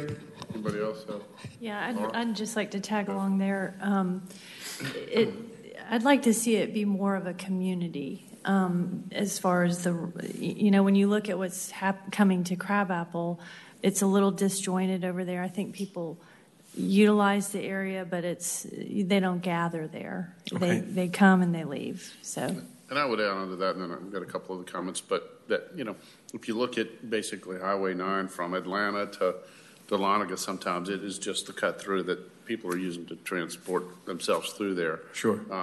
Whereas to the point that some of the council has said, it'd be nice to have that as a gathering and an attractive place. It's one of our, we don't have much commercial areas, but it's one of our good areas. Well, someone mentioned earlier about the water feature there. I think Adam maybe mentioned it when he was talking about the development that his family did of that years and years ago. That was one of the things that we identified is while there is a water feature there and maybe it does hold water on a regular basis, accessibility to it and the aesthetics of it aren't consistent with what you would want for a large water feature like that right in the middle of your major employment center. And so I would say, yes, that's definitely one of the things we're hoping to find a way to bring into the Deerfield corridor that maybe isn't there right now. Okay. Yeah, well, I would say that there's a lot of potential there because some of it is undeveloped. There's a big, I forget what it was, 190-acre piece of it that's still yet to be developed.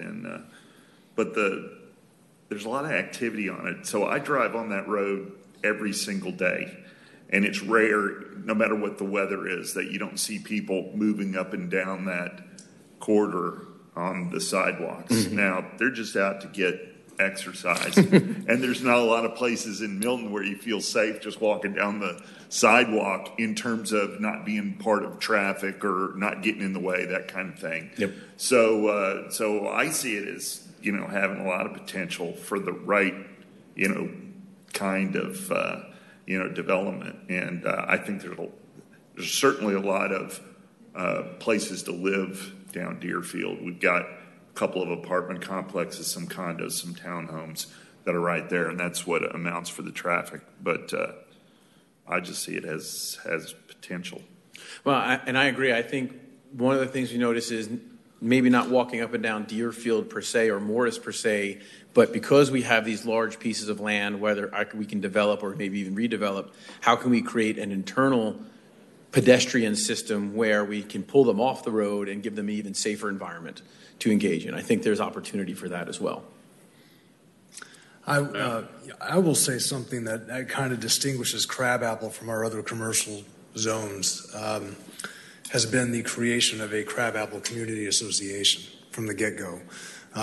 We've had a lot of great citizen involvement here that was a collaboration of residents and building owners and real estate owners and businesses and things like that who worked together to try to help create this vision. And that, of course, gave us as a city the willingness to spend money and resources to put City Hall here to show everybody this place was serious so that we can do that. Obviously, as we go through this, the Deerfield corridor needs to have a similar type of structure in my mind of a citizen engagement. I think there needs to be maybe a commission or something like that there. Also, I think there should be one at the Birmingham Crossroads that can help facilitate that community aspect of it, because I think, like Rick said, it should be a live, work, play environment. And we've had situations where there has been no collaboration with developers and the residents in the city, and they're in the past. That was years ago when that happened, but since that time it's been kind of just quiet. It's just been there, in that sense. And I'd love to see that spirit of what is capable of being there, but that really involves the people that are there in an organization that can help direct and dream and devise that too. So we're part of it, but it really has to come from the ground up, and I'd love to see that. We do have the community, as I mentioned a little while ago, we do have the community engagement process. If the council believes that it needs to be more robust, that is something that I can work with Sarah and Stephen on, about trying to find a way to make sure that it hits those expectations. And so I appreciate the feedback, so we will make sure, the three of us will get together and we can definitely engage on that. And the good thing is, because we are at the beginning of this process, it's not going to be terribly disruptive to be able to make sure that we hit all those points. Cool. So thank you for that feedback. I appreciate that. Okay. Anybody else? All right. So we talked about what you see the role of it is, and we already touched on this a little bit. I know a couple of people mentioned the live, work, play concept of it, the community. What other visions would you have for the corridor? Do you have any other specific ideas of either specific land uses or concepts about what you would love to see happen over there? Rick? One of the things that I think is really lacking that we have in other places is green space, public green space tied into it. And I know that's not necessarily economic development, but I think it's a key component. If you look at what's happening around here, built into that is green space, is walkability. It makes it more attractive. We've got over in that part of the city is probably the most densely concentrated residential area that we have in the city in one place. So to me, that's one thing that's lacking over there, in addition to the businesses. As we look at development, look at how do we actually foster that and make it so it is, when you talk about work, live, play, there actually is a place to go play, or green space, not just sidewalks along Highway 9 in different places, but there's a place that you can go from destination. Yeah, and I think that's going to be critical from an economic development perspective for two reasons. One, that connectivity to the existing neighborhoods that are already up there. But we've already heard from a number of the businesses that we've talked to is the concern that they're isolated from a standpoint of the services that they want. And you're going to need connectivity, not just on the property, but from property to property within that area, as you develop and as you see more investment go on, to create the amenities to keep that area competitive. One of the things, and we'll talk a lot more about this next time, but we're starting to discover is that area, one of its disadvantages are you get there for work and then you're there. There's no amenities for any of the workers over there to take advantage of in any sort of convenient manner. And so as you look at developments that are going on here in North Fulton and even up in Forsyth County, the integration of jobs, of office jobs, of your production-based jobs with amenities, services, housing, so that I don't have to get in my car and then try and arm wrestle with Windward Parkway to try and go get lunch, which makes it impossible for me to do. Is that's going to be a critical component. And part of that is those spaces where we can gather to eat lunch, those spaces we can gather after work, those spaces where the people who are living there can use after hours and weekends. So that is definitely going to be a critical component for an economic development perspective. Well, and I'm glad you hit on the traffic, because like Joe, I'm in that area traveling all the time. And if you get on Windward Parkway, if you're on one side of Highway 9 and you try to get down to Deerfield, for a 2-hour period, you will use 35 to 40 minutes just to travel that stretch of thing. And I don't know how people actually go out to lunch, because you're going to spend your whole time stuck in the car trying to navigate that stretch of highway. Now, and the few folks we spoke to so far said they don't. And that's one of the challenges that we have. Okay. Anybody else? Yeah. Our current state administration has a drive to make Georgia the technology capital, of the country, if you will. And obviously there's a push for that. But in our own city, I think Deerfield would be the technology position of our city where we are. So if you talk about a vision, big vision, an Apple-like structure or something like that would be great, but obviously our own, look and feel of some kind of Google, Apple, whatever. We just got BrainJocks that was in, which is a good technology company also, and they all have that not just work, but the dream, the creativity aspect with technology in that area. So if we're looking for businesses to grow or something like that, it needs to be attractive for that type of opportunity. I appreciate that is great feedback, because when you start talking about specific types of visions in terms of companies we want, that also helps define what the support services and what the physical development needs to look like to make it attractive, because certain companies have different visions, or certain types of companies will have different visions than others. And so especially when you want to go to a young profession where a lot of even the leaders are younger, that has a different feel sometimes. And so having that kind of idea, and we will test from a target industry perspective whether or not that is something we can have, or more importantly, what it would take for us to be competitive in that arena. But it's also going to be looking at, okay, then what does that mean for the future investment in this area so that we can attract it and then sustain it? Shoot for the stars, you might hit the moon. I would just add to that the whole tech village thing in Atlanta, right there in Buckhead, really kind of started with the branding before it had the tenants. So there might be, to build on that, some opportunity there as you conceptualize. Well, and I appreciate you bringing that up, because that will be a conversation that we will have as we get towards the back end of this, a tech village kind of concept. Part of what made that successful before the hardware was in place, if you will, is it's in Buckhead. Right. And so it was already an amenity-laden area that had a development density and a development mix that made it conducive to making those types of companies want to be there. And so we're going to be having very honest conversations here between ourselves. If that's what we want, then this is what it's going to need to be to make that what we attract to that portion, this portion of Milton. They're just trying to keep all of it from going to Midtown, but we have a little bit of it at Birmingham Crossroads and some of those small offices. Yes. Excellent. Any other vision ideas about the corridor? Okay. What would you like the future investment in the corridor to provide for Milton? And we already talked about gathering place for community. We talked about open space and connectivity and walkability. Are there other things that you would like future investment to bring to the city? Okay, Matt? Tax revenue. I'll say it. Obviously from a commercial perspective, I don't want to have as much burden on our residents for the taxes, but obviously we have some ground to make up. I think 8% of our land is zoned commercial, 12% of our revenue is a business tax base. I'd love to see that increase by some basis. So obviously that fits in with the whole technology aspect of some kind. So good. Okay. Anybody else?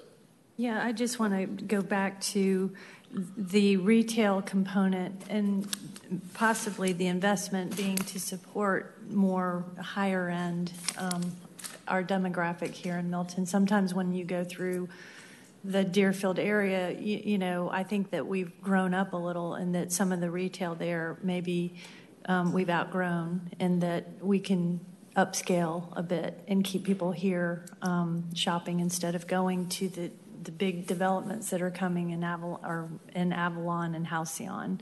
So some upscale retail.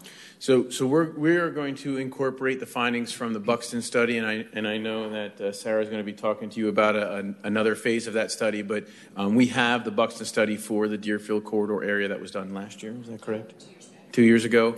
And we will be also looking at what are some of the other opportunities. But in all fair disclosure, when you have stuff like Halcyon and Avalon, we have to be realistic about what we can support, because the reality is those retailers, if they already have a presence, aren't going to be willing to cannibalize themselves. So I appreciate that feedback, because that tells me I need to be very clear when we start talking about what that looks like to be able to explain the whys. It's this and maybe not that, or it's that and maybe not this. So that I greatly appreciate. That's the kind of feedback I was hoping to get out of this meeting. So it helps give me some direction in terms of making sure I'm addressing all the questions and comments that the council may have for me. Any other future investments? And by the way, I couldn't be happier that you said the fiscal piece of it, because you need to have that reality when you're looking at these types of developments, because, without that, you almost set yourself up for a substantial amount of dare I say, criticism, is that you're making these investments and then as a result, you're actually putting more burden back onto the community. And so I think that's important as well. Any other thoughts in terms of what we would like this investment, what this like the strategy to bring to us? All right, I only have one more question for you. What issues, concerns do you have about the future development of the study area? I always like to keep the negative stuff last because that's what we usually like to talk about the most. So I usually keep those questions to my final one. But what triggers, what issues would you want us to make sure that we're investigating as we are going through this effort? Traffic, transportation, and interconnectivity. Okay. Anybody else? Traffic. Nothing else. Well, Highway 9 is going to be expanded, so it's going to be really hard with that to create this sense of community. Mm-hmm. I think that's a huge challenge, which I think we're up to. I would add to that aesthetics, and I know if a lot of you can tell when you're going down Highway 9 and it kind of blends together from like I said, Atlanta to Dahlonega. But when you drive through the Milton city limits, you already can see a little bit of a difference just in what we've, had a part in over the last 12 years. But if you could continue that so that people really feel like, and residents that live around there, that it is a little different. It's got more of a Milton feel. Gotcha. Okay. Excellent. Fair enough. So I'm going to throw one at you because no one's brought it up, and I'm curious about this. And Prague, you're going to correct me when I'm wrong, but right now, existing in your form-based code, particularly on the areas closest to 400, you have building heights that reach 16 stories. Okay, so I throw that out there to say, is that something that you would feel is still in the game, or is that something that would be an issue or concern for you? That's a good question, Laura. That's a concern. You thought you were going to get out of here without that question, didn't you? There's no way I was letting that go without getting some Where feedback. exactly are you proposing? I'm not proposing anything. I'm saying I'm saying right now your zoning allows it. Yeah. I'm saying, is that something that is still on the table, or would that be something that you would have a concern of as we go through this study? But I'm just having a hard time envisioning where that would. We could probably pull that up for you. Okay. Is there any way that we could quickly pull up the T6 for the Deerfield area? Is there any way that we can quickly do this for them? City website. Yeah, city website. Yeah. The T6 in Deerfield is somewhat it's not along Highway 9. It's more in the Morris area. So it's over. Where you kind of arrive at more. Current zoning. Not even by Fry's. Even worse than that. It's right by the Alfred intersection.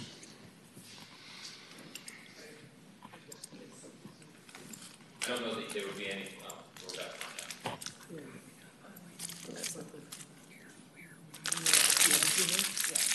We're back on that. Is that quick enough? Yeah, there you go. That'll be better.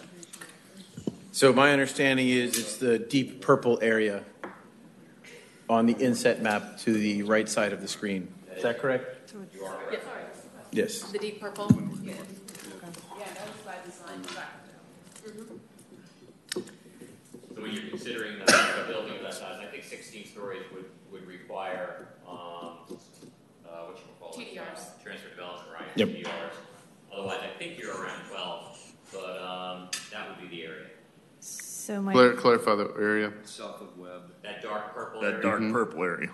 Is it south of Webb and east of Morris? Or is it all along Deerfield? That's on both sides of Morris. It goes the other side of Yeah. Deerfield. Okay. Oh, I'm sorry. Pull your mic. Thing. Can we see the mouse? Can I ask a question? Okay, Yes. so this is Morris. Right. And this is Deerfield. And there's Webb.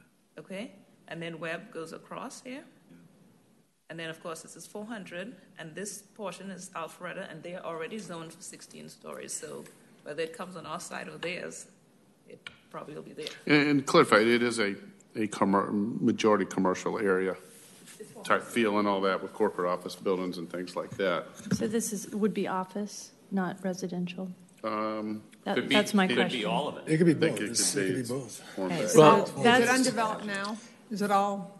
Is it reasonably No, there's undeveloped? plenty of room for development there. A good chunk on the right-hand side. So, could I answer Absolutely. your question?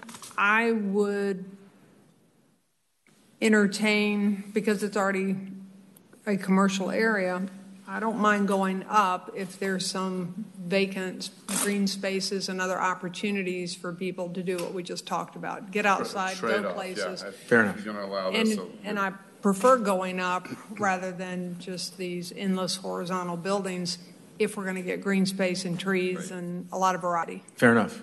Good. Other thoughts on that? It's zoned that way, it's zoned that way. Yeah. Well, and it is zoned that way. I think obviously form-based code allows for whatever the market provides, but there are some developments out there that can still have the look and feel of what we're looking for our city, despite the height of the roof. And if they go up to 16 and are buying TDRs, it actually fills in with that program that we're trying to get going for a long time too. So, so there's some benefits of that. So I don't have heartburn on that in this particular area.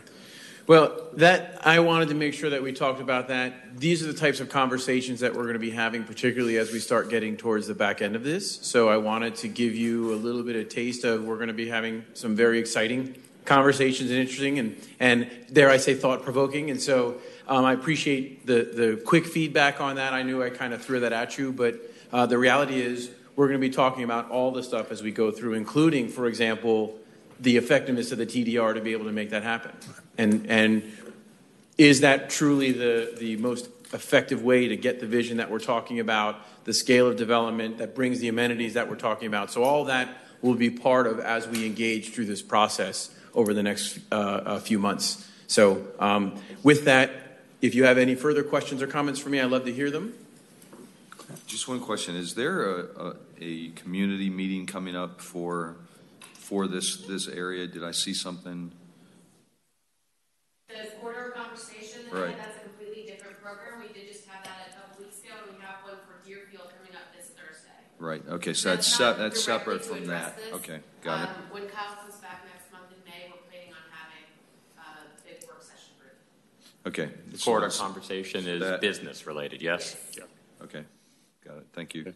One thing I just, thank you very much. One thing just for some of the new council members, just, a little bit of statistics. And again, it's probably changed, but early on, if you look at the Deerfield area and to the east of Highway 9, it's about 5% of our land, actual land, but about 45%, and it's probably more now, of our population. So, it's a different animal that we have to parameters work around. Okay. All right. Thank you very much. Well, thank you all. I look forward to seeing you in about a month. Okay. Thank you.